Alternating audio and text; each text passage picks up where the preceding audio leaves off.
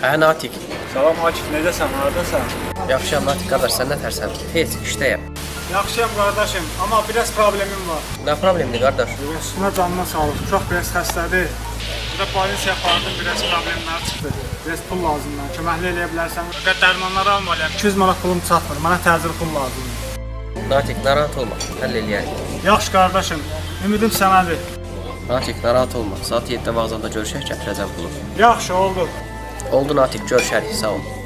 Kim idi ki? Dostum Natiq idi.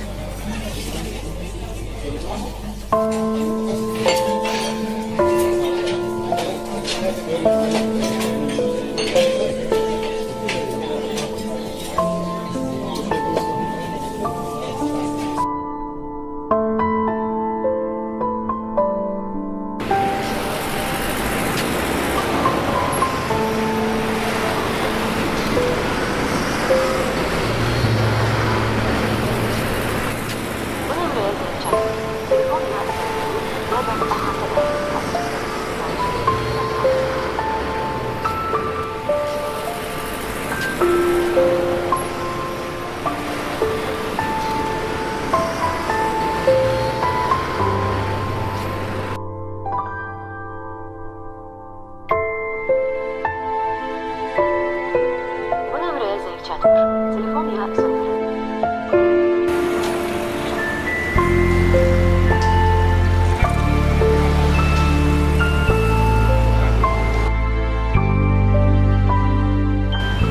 Bu nə hərəkət deyil sizə? Mən sizi dost bildim, mən qardaş bildim. Telefonu kesildi sizə. Telefona zəng çatmır, bayaqdan zəng deyirlər. Belə şey olar hə. Amma mən hər zaman sənin yanında olardım.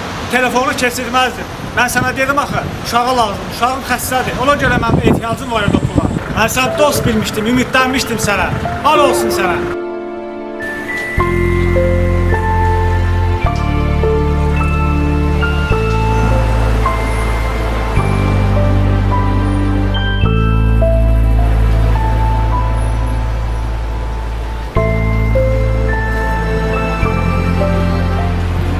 Sən bilirsən neynədir? O bayaqdan itin sözünü dedi.